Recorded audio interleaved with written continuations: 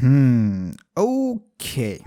Star Wars का extended universe देखने में मज़ा तो आता है, बट बैड बैड की स्टोरी में अननेसेसरी फिलर्स देखने में बिल्कुल मज़ा नहीं आ रहा। एपिसोड 4 भी इसी टाइप का एक हार्ड कोर फिलर एपिसोड था।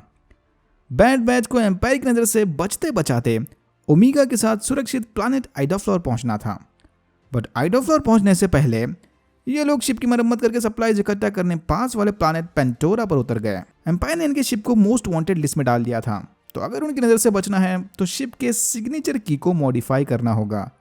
इसका मतलब अनदर साइड आर्क। पेंटोरा पर लैंड होते ही यहाँ के हैंगर ऑपरेटर ने बैड बैच की शिप को पहचान लिया। टेक और रेकर ने पैसा खिलाकर इसका मुंह बंद करने की कोशिश की, पर वो ये नहीं जानते थे कि अब बाउंटी हंटर्स इनकी शिप की तलाश कर रहे थे। बैड बैच से पैसा लेने के बावजूद भी इन भाई साहब ने फेनिक्स शैन को कांटेक्ट करके इनकी लोकेशन बता दी। यस, वही मैंडलोरियन वाली फेनिक्स शैन। ये कहानी मैंडलोरियन की स्टोरी लाइन से सालों पहले की है, तो गेस करो यहाँ पर फेनिक्स शैन की उम्र कितनी होगी। वेल, टेक्निकली फेनिक्स शैन को बैड बैच की नहीं बल्कि ओमेगा की बाउंटी मिली थी, बट अब क्योंकि बैड बैच ओमेगा को लेकर भागे थे इसलिए उनके शिप की सिग्नेचर वायरल हो गई। टेक और रेकर शिप की मरम्मत करने वहीं रुक गए। हंटर, इको और ओमेगा सप्लाईज इकट्ठा करने शहर की तरफ निकल पड़े। जाने से पहले इको ने अपनी क्लोन आइडेंटिटी छुपाने एक ड्रॉइड का भेस ले लिया था। शहर के अंदर घुसते ही ये साफ समझ गए कि ये नया एम्पायर बड़ी तेजी से चेंजेस ला रहा है। चेन कोड्स, नई करेंसी, नई आर्मी, इन शॉर्ट नए नए रूल्स। आसानी से पैसा कमाने के लिए हंटर ने इको को ड्रॉइड बताकर एक पॉन शॉप वाले को भेज दिया। हंटर उन पैसों से सप्लाईज खरीदेगा और फिर शिप की मरम्मत होते ही इको इस शॉप से भागकर अपने साथियों को ज्वाइन करेगा। शॉप ओनर ने इको को खरीदते ही उसे अपने पुराने ड्रॉइड्स का सुपरवाइजर बना दिया। जब ये सब चला था तब ओमेगा कुछ एलियन डॉग्स को पेट करने के चक्कर में शहर के अंदर खो गई। फेनिक्स शैन चुपके से इन पर नजर रखे हुए थी। ओमेगा के हंटर से अलग होते ही फेनिक ने उसे अपने कब्जे में लेने की कोशिश की, बट तभी वहां पर हंटर आ गया और इन दोनों के बीच लड़ाई छिड़ गई। फेनिक ने हंटर को बेहोश कर दिया, बट ओमेगा उससे पहले ही अंडरग्राउंड टनल के रास्ते भाग गई थी।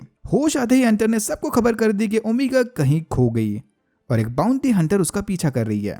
टेक ने फौरन शहर के सीसीटीवी कैमरास को हैक करके ओमेगा का पता लगा लिया और रेकर को उसके पीछे भेज दिया। सरप्राइजिंगली फेनिक ने रेकर को भी बड़ी आसानी से हरा दिया।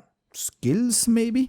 इको अपने नए ड्रॉइड दोस्तों को लेकर टेक की मदद करने चला गया ताकि वो जल्द से जल्द शिप की मरम्मत करके यहाँ से भाग सके।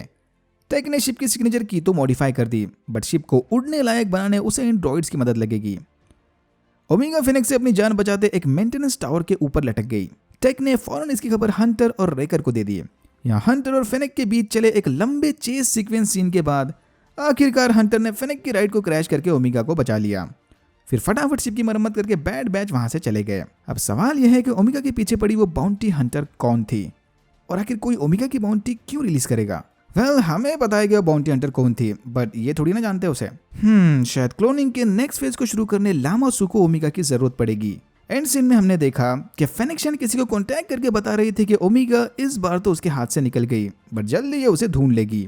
और यहाँ होता है एपिसोड 4 खत्म। अगर आपको वीडियो अच्छा लगा तो please like, share and subscribe for more videos like this. मैंने ऐसे और भी वीडियोस बनाए जिनके लिंक्स आपको डिस्क्रिप्शन बॉक्स में मिल जाएंगे। Thank you very much for watching and I am hoping to see you in my next one.